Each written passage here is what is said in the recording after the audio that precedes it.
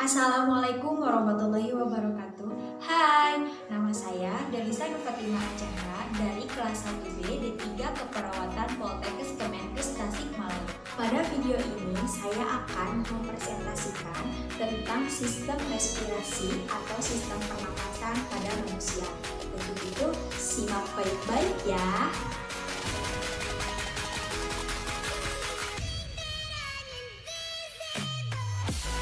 Pernapasan merupakan sebuah proses pertukaran oksigen dan karbon dioksida yang terjadi di alveolus paru-paru.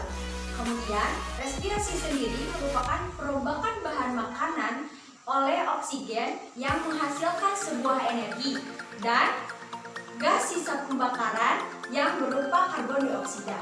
Kemudian organ-organ yang berperan dalam sistem respirasi yang pertama yaitu hidung, yang kedua rongga hidung, yang ketiga faring, yang keempat laring, yang kelima yaitu trachea, yang keenam paru-paru yang di dalamnya ada bronchus, bronchiolus, dan alveolus. Sebelumnya, faktor-faktor yang mempengaruhi sistem pernapasan pada manusia yang pertama yaitu latihan atau exercise, kemudian yang kedua yaitu emosi, yang ketiga gaya hidup, yang keempat status kesehatan, yang kelima faktor perkembangan, yang keenam faktor lingkungan, yang ketujuh yaitu faktor perilaku. Bisa dilihat di gambar di samping ini bagian-bagian organ sistem pernapasan yang telah saya paparkan. Pertama ada gambar hidung, kemudian rongga hidung, yang ketiga yaitu laring, faring, trachea, dan paru-paru yang di dalamnya ada bronchus, bronchiolus, dan alveolus. Teman-teman, pernapasan yang pertama yaitu hidung, di mana hidung di dalamnya terdapat saraf pembau atau saraf penciuman. Kemudian terdiri dari dua lubang yaitu kanan dan kiri, dibatasi sekat hidung. Kemudian dalam hidung ada rongga hidung. Rongga hidung berhubungan dengan rongga mulut yang fungsinya untuk menghangatkan, melembabkan, dan menyaring udara. Terdapat rambut halus serta selaput lendir yang menyaring udara yang masuk dan mengeluarkan partikel-partikel asing. Pernapasan yang kedua, teman-teman, yaitu faring di bagian belakang rongga hidung. Kemudian merupakan lanjutan dari saluran hidung yang meneruskan udara ke laring. Nah, dalam faring tersendiri ada bagian-bagian tertentu. Yang pertama adalah nasofaring, yang kedua yaitu orofaring, yang ketiga yaitu hipofaring. Di mana dalam faring juga terdapat pita suara dan juga ada katup yaitu katup epiglottis. Selanjutnya yaitu laring. Laring merupakan pangkal tenggorokan. Laring terdiri dari lempengan tulang rawan. Kemudian bagian dalamnya, dindingnya digerakkan oleh otot untuk menutup, yaitu glotis. Glotis merupakan lubang atau celah menghubungkan trachea dan faring. Kemudian terdapat selaput suara bergetar jika ada udara ketika kita berbicara. Kemudian memiliki katup epiglottis selalu terbuka menutup jika ada makanan ke kerongkongan. Ini adalah gambar glotis dan epiglottis yang terdapat di dalam tubuh manusia.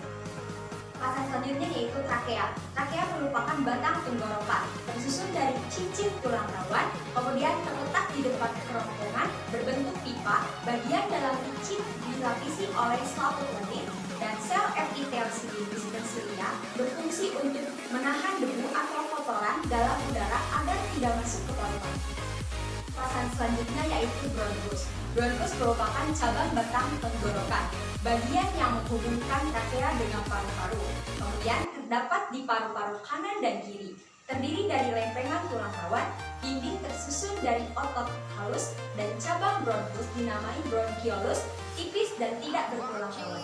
Ini adalah gambar alat pernapasan bronchus, yaitu batang tenggorokan, cabang batang tenggorokan.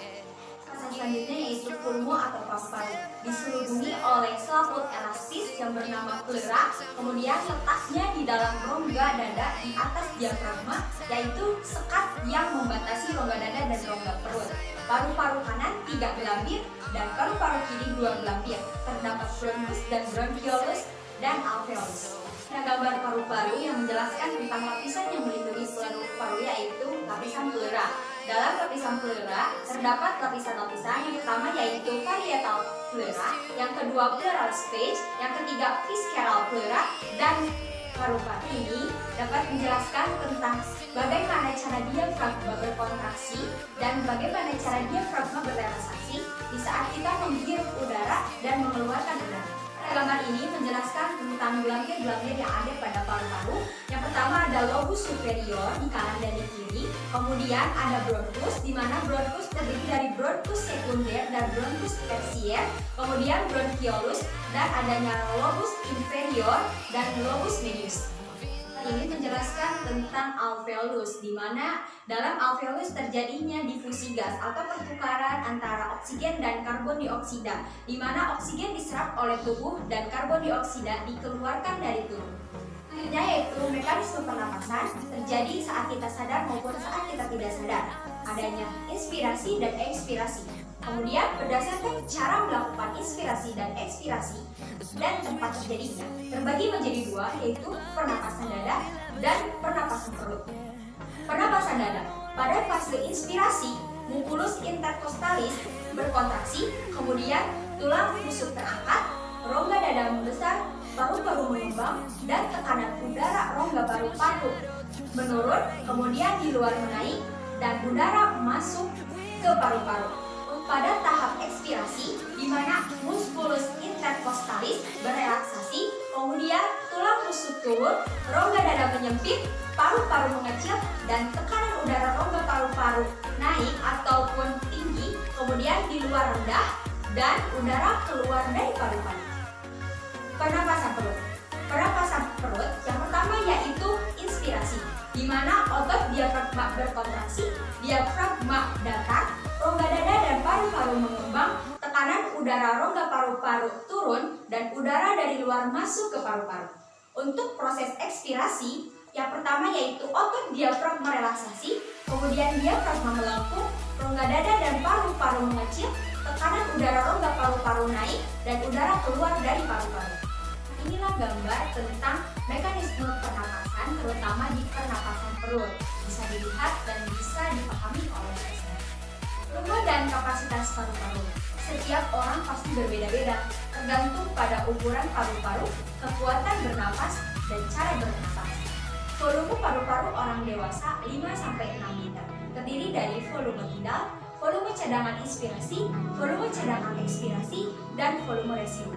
Nah, untuk mengetahui volume dan kapasitas paru-paru, bisa dilihat di gambar ini, merupakan metode atau sebuah alat yang bernama spirometer, yang merupakan metode untuk mencatat volume udara yang masuk dan keluar dari paru-paru. Frekuensi pernapasan ataupun cepat lambat melakukan pernapasan bisa dipengaruhi oleh yang satu yaitu umur, kemudian yang kedua jenis kelamin, yang ketiga suhu tubuh, dan yang keempat posisi tubuh. Mekanisme pertukaran oksigen dan karbon dioksida, di mana kebutuhan normal oksigen per hari yaitu 300 cc kecuali dalam keadaan tertentu. Difusi sederhana yaitu gerakan molekul-molekul secara bebas melalui membran sel dan konsentrasi atau tekanan tinggi ke konsentrasi tekanan rendah di alveolus dan di sel jaringan tubuh. Ini berikut adalah gambar tentang mekanisme pertukaran oksigen dan karbon dioksida. Teman-teman, di sini ada gambar tentang mekanisme pertukaran oksigen dan karbon dioksida yang terjadi di alveolus. Terdapat dua warna panah yang berbeda. Yang pertama yaitu warna biru dan yang kedua yaitu warna merah. Nah, di sini ada yang berwarna biru, di mana karbon dioksida dikeluarkan dari tubuh melalui pembuluh darah kapiler. Di mana yang kedua yaitu panah berwarna merah, di mana oksigen bisa masuk ke dalam tubuh. Kemudian yaitu perubahan pola napas. Yang pertama yaitu trakipne. Trakipne merupakan frekuensi napas cepat yang abnormal. Yang kedua yaitu bradipne, frekuensi napas lambat yang abnormal tetapi irama teratur. Yang ketiga yaitu dyspne, yaitu susah bernapas. Yang keempat yaitu hiperne, merupakan pernapasan cepat dan dalam. Yang kelima apne, yaitu susah napas. Yang keenam yaitu Chinese-tube, merupakan periode pernapasan cepat dalam yang bergantian dengan periode apne. Yang ketujuh yaitu Kussmaul, di mana napas dalam yang abnormal bisa cepat, normal, dan lambat. Yang kedelapan yaitu Biot, napas tidak teratur menunjukkan adanya kerusakan otot bagian. Adapun kelainan dan penyakit yang bisa menyerang sistem pernapasan manusia. Yang pertama yaitu faringitis, merupakan radang faring, nyeri saat menelan, kemudian kerongkongan terasa kering, infeksi bakteri atau virus, dan juga dapat disebabkan oleh rokok atau rokok. Kemudian yang kedua yaitu pneumonia. Pneumonia merupakan peradangan paru-paru di mana alveolus berisi cairan dan eritrosit yang berlebihan. Infeksi alveolus pada membran paru-paru mengalami peradangan dan berlubang-lubang, menyebabkan cairan dan eritrosit masuk ke alveolus. Infeksi yang disebarkan oleh bakteri dari alveolus ke alveolus lain dapat meluas ke lobus lain, bahkan seluruh paru-paru.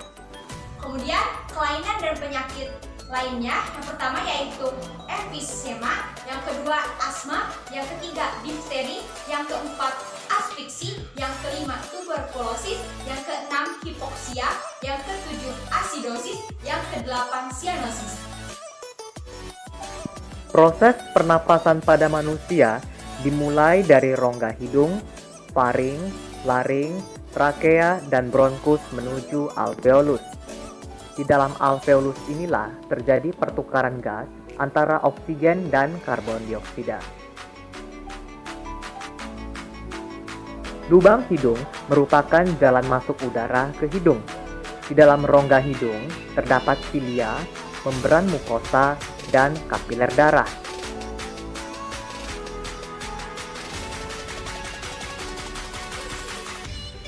Udara akan disaring oleh silia atau bulu hidung, dilembabkan oleh membran mukosa, dan dihangatkan oleh darah. Selanjutnya, udara akan masuk ke faring atau tenggorokan. Di dalam tenggorokan terdapat epiglotis berbentuk seperti daun yang dapat membuka dan menutup. Pada saat menelan makanan, epiglotis menutup sehingga makanan tidak masuk ke tenggorokan tetapi menuju ke kerongkongan. Selanjutnya, udara bergerak menuju laring atau pangkal tenggorokan.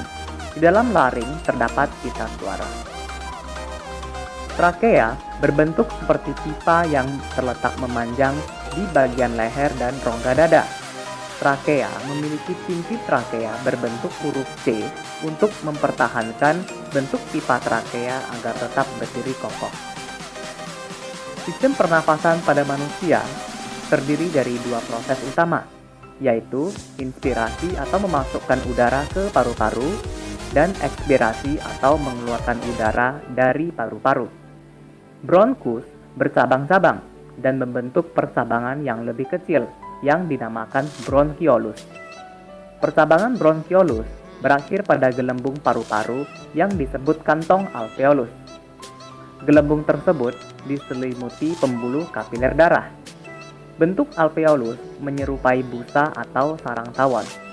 Pada alveolus inilah terjadi difusi atau pertukaran gas ketika bernapas. Secara singkat, udara yang penuh dengan oksigen masuk melalui hidung menuju faring, laring, trakea, bronkus, dan kantong alveolus. Pada saat udara yang kita hirup sampai di alveolus, oksigen melewati dinding kapiler darah. Selanjutnya, darah akan mengedarkan oksigen ke seluruh tubuh. Setelah itu, darah akan membawa karbon dioksida ke alveolus menuju tenggorokan, lalu menuju ke lubang hidung untuk dikeluarkan dari dalam tubuh.